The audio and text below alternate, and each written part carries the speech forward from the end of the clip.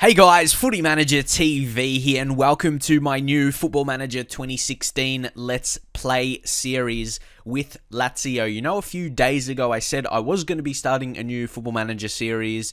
I asked you guys for suggestions. You guys left a lot of comments, but for me, Lazio was a team that did stand out. Also, with AC Milan being probably my most enjoyable save I did, and you guys have said that as well. Quite a few have said to me, you really enjoyed my AC Milan save. Serie A is a very good division. It's very competitive and pretty even. Obviously, Juve is a standout, but yeah, it'll be a good challenge to compete with them and build Lazio. And it's a very interesting fact because they start in the UEFA Champions League, but we do have a very important game coming up. We'll talk about that. And also, like I mentioned with that video where I asked for suggestions, I did face cam and maybe suggested maybe I could do face cam. I thought about it for a bit, not actually just decided to do it or something or decided against it. As you see here, I thought about it in depth, talked to a few people, like actual friends in real life, like not on the internet, and yeah, they know what I'm doing, and I think you should really be consistent with what you've done, and that's what I really take on board. And someone said something to me that really hit me well. It's like, yeah, they know everyone's doing face cam these days. In the past year, everyone who wasn't doing it before basically has transitioned to it. Well, not everyone, so many people. And pretty much maybe a year from now, maybe 2 years from now, something like what I'm doing will be the in thing that always changes. Maybe people will stop enjoying that, seeing everyone's face or something. I don't know. But either way, I'm going to stick true, stick to my guns, and keep on with that. And that sat with me deep, to be honest. This could be unique for me. It could be something different, and it's something I've always done just because everyone else is transitioning into something. So yeah, that really hit me, and I really thought about that a lot, and that really makes a lot of sense. So you should be expecting just my normal videos like that I have been uploading. So you get what you subscribe for pretty much. So that should be all right. Now, where do I start with Lazio? Because there's so much to talk about. For example, we didn't have much money to play with, even though we're rich and our estimated value is 235 million. So I'll be interested to see what our balance would be like in the following season, like when we just finish up our first season, because we're in the Champions League as well. I'll be very interested to see, because the balance is only 10 million right now, compared to the estimated value, which is so much more. So it'll be very interesting, and we'll just view the history. This first episode will be introduction, kind of, and I will play the first game of the season, even though it's kind of, well, not in the middle. I've still just got some more friendlies, which I will play off camera, obviously. You can see they finished third last season, so that's a big expectations to carry on from, especially they've been a team that's been up and down, and you've seen that through the seasons. They could finish top 4, I'll say top 3 in Italy, because, yeah, top 3 is Champions League, but then they can have terrible season just finishing mid-table, and you can see that probably with the finances.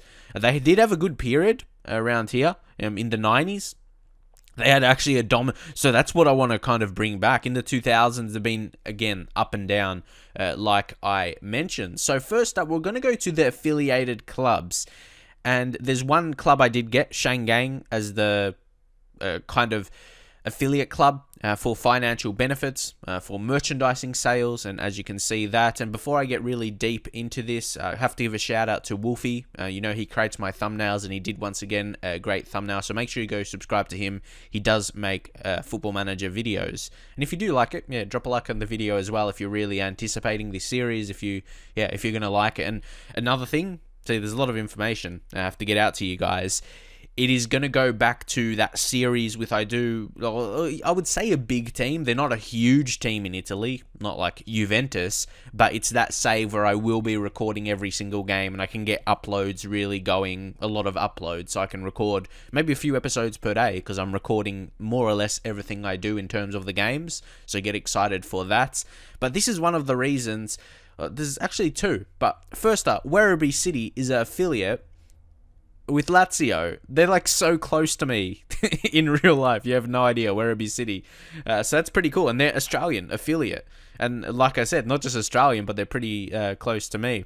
They're based in Melbourne. So you can see they're in the National Premier Leagues in Victoria. So unfortunately, though, I wouldn't say unfortunately, maybe they'll get regions through, but obviously because I don't have Australian leagues loaded, I don't really see, I don't really see the point, because I don't have their leagues loaded because I'm not going to be signing many Australian players that are in the local leagues anyway. So Shangang, but then also there's an affiliate team with Malta. I've talked about it a few times. I'm actually half Maltese. I've been born in Australia, everything like that. Lived in Australia my whole life, but my dad's side of family is Maltese. So if I go to my information, go to nationalities, I've got Malta as my other nationality, but I was born in Melbourne, Australia as well. And then I've also put Italian in my languages. Obviously makes sense. Like if that was realistic in real life, I would want to learn at least basic. Obviously, it'll be fluent when you choose that in the game, but I would want to know the language if I was gonna have a job. If I was going to work in another country, if that was real life, not being a manager, yeah, I would want to learn the language of that country, most definitely. So that's realistic as well. So some transfer action going on here. We didn't make too many moves. Again, well, we're still kind of waiting back on one player, which could be a big signing for us, considering other teams that are interested. But Abdoulaye Konko moved on to Lorient. I just didn't think he was good enough. You can see from his report there, just 2-star ability, getting a bit older because he's 31. He's not going to be getting better as a player. He's only going to be getting worse. And we do have a couple other right-backs in the team. So I thought it was a way to get a bit of money and release him on the wages. He was on like about 24k, if I remember correctly. Divock Origi on loan from Liverpool. I signed him as a striker, on loan, backup for a striker, because we don't have so many strikers. But it's interesting, he's natural as a striker, but it default goes to attacking midfielder on the right side. He might be decent, even though it's only accomplished his position. But striker, look, he's behind. But this is what I mean. Djordjevic is injured. Closer, obviously getting old. We need a replacement. Alessandro Matri, he is only on loan from AC Milan. So there's a lot of players that are kind of not going to be here in the future, I guess you can say. Balde Keita, I'm going to try and develop him into a striker as well. He can play out wide on the left, obviously. He could cut in. He's either-footed. He's a wonder kid. He's going to be a superstar for us, been really good in the pre-season. Got high hopes for the lad. So that's the only signings I've made so far. But also I want to go to some staffing changes, which I made some important changes, I feel. Obviously, the manager, he would have gone out if I came in, so ignore that. But the assistant manager, I wanted to get someone who was better, in my opinion. You got Giacomo Morelli. He had really good judging ability and potential. That's excellent. But for me, I like assistant managers with tactical knowledge so that I can have them handling the opposition instructions. Of course, judging abilities for that definitely as well. But the tactical knowledge, for me, has to be a higher attribute. So I brought in Giancarlo Finardi. He's an interesting one because he can be good as a head of youth development as well, but he won't really be too relevant. Like that high attribute of working with youngsters won't be relevant, but who knows? Maybe he can change roles in the future if another assistant manager comes along, but he does have the good judging player ability, which is good. Of course, my other assistant manager had that, but it is a good thing still. When you get your feedback in the coach reports, even though you can select other coaches, but it's default on your assistant manager, and not too many coaches have high judging ability or potential. But then also he had much better tactical knowledge, the 15. And I don't know if it would be a benefit, but he's very good in multiple roles. Like, again, head of youth development, assistant manager, coach, and scout. Both that are 4 stars, like 4 of them that are 4 stars and 3 stars for director of football. So, yeah, I think he could be pretty decent as assistant manager. For me, assistant managers don't do a hell of a lot, but for me, yeah, one of the biggest things is the opposition instructions. I feel they could make a big impact, and they really, if they're a good one, they do a lot. You'll see during the games or before the games. So hopefully that will be a good move. And the final transfer action, I guess you can say, and yeah, look at the transfer budget. I've not really made a move transfer money wise, and that's our budget. So we didn't have a lot. Because you see our balance is low, but overall finances, like the value of the club is a bit higher, just a bit. There's this guy, Everton. I actually personally scouted this guy. I was searching for players by attributes and that kind of thing. He's natural in 3 attacking positions, which is good. Could also play striker, but he seems as one of those smaller Brazilian attacking players, not really a striker.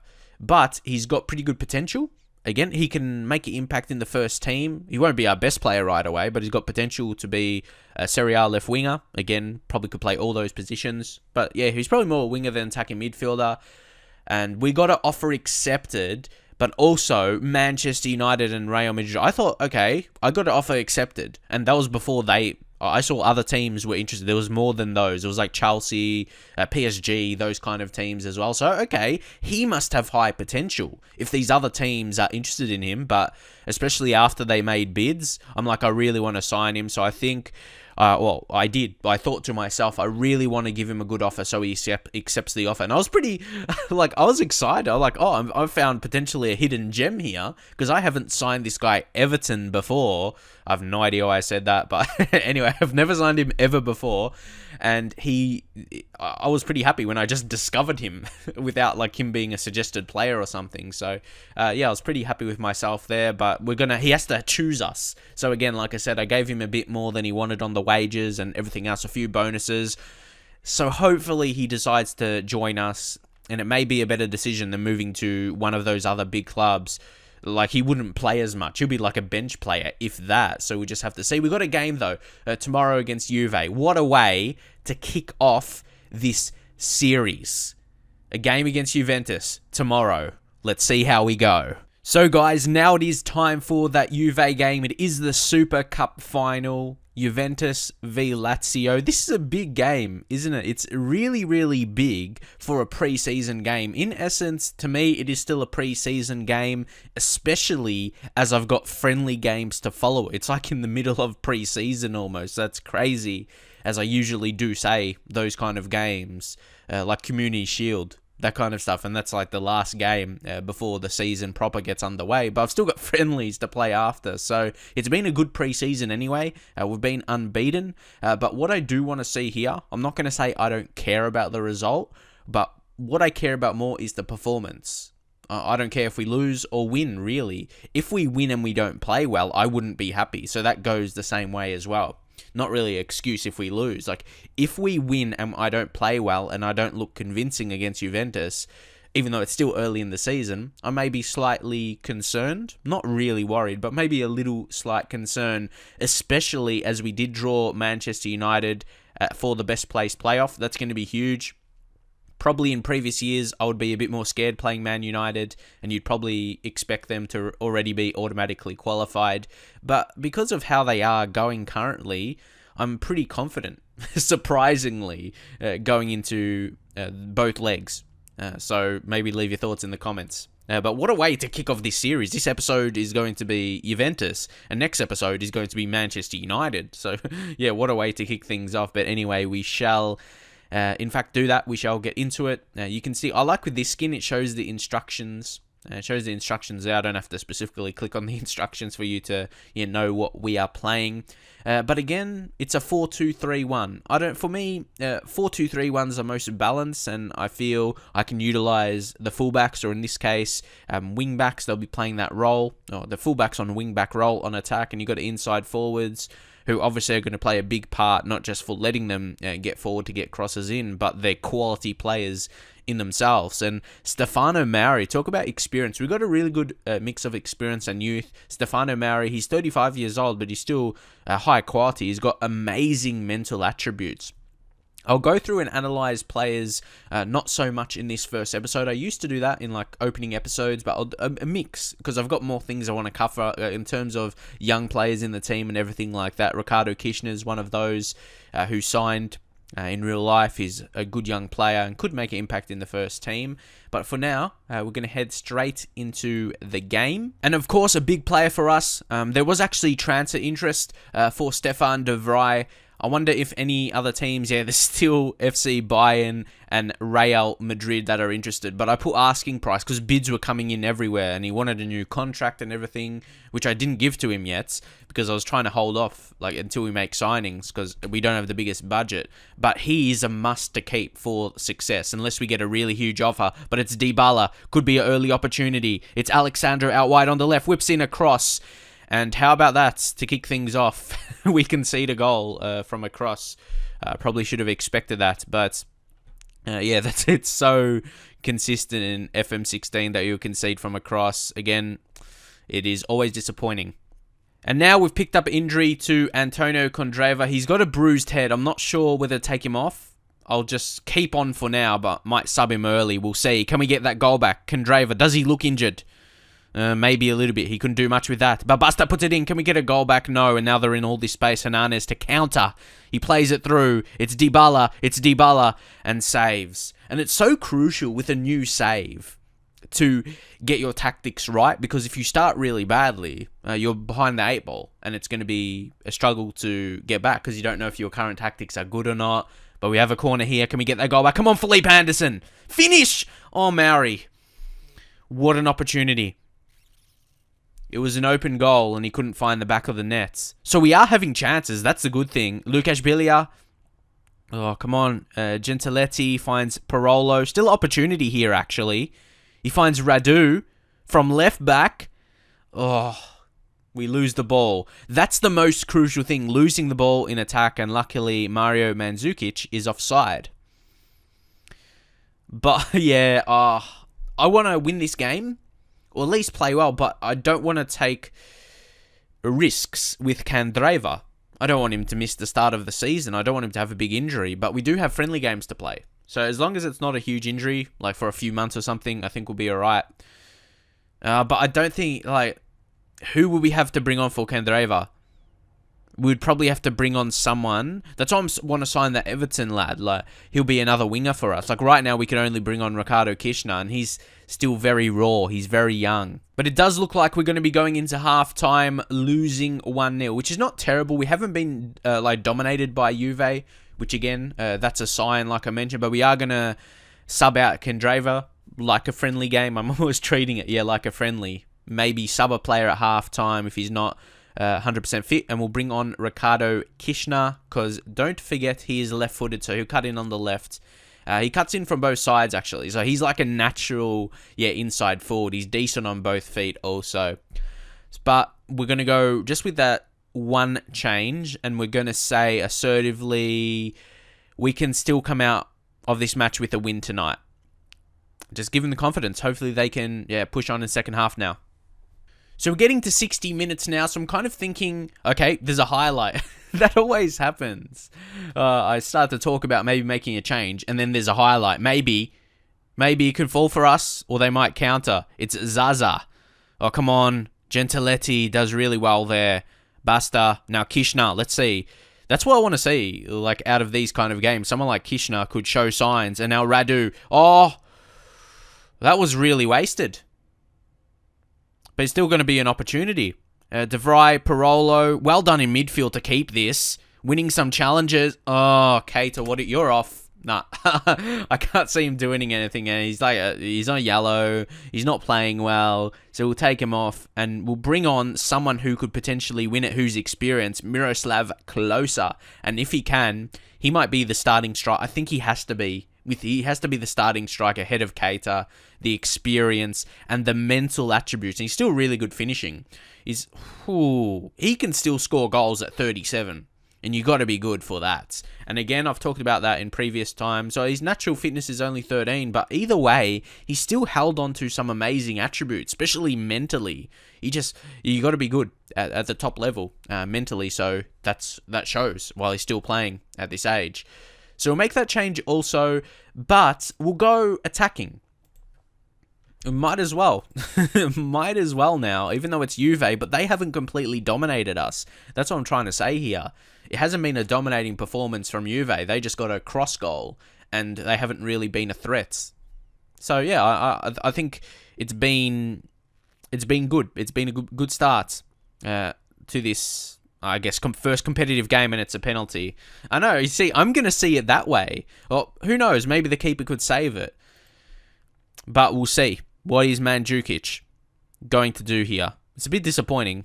You could also say they could have scored. And he does score. But as I was going to say, I thought he would score.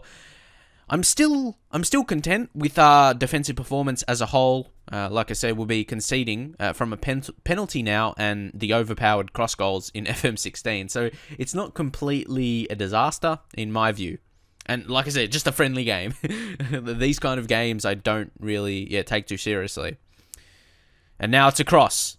And now it's a goal from a corner, Mario Mandzukic. So they're kind of coming now. The goals are coming. So And they're kind of ones you'll work better on throughout the season, when you can work on defending a bit more early in the season, work getting our tactic familiar, and it's only accomplished, not even fluid yet. So that's another thing you could potentially say. Marco Parolo. We'll take him off, I think. I don't know, who else do we bring on? I reckon someone who need... Danilo Catoli, who's a bit of a younger guy, but he's still part of the first team, who I do have hopes for to continue to develop, and will make the change there. Okay, guys, last few minutes. Juve have another opportunity.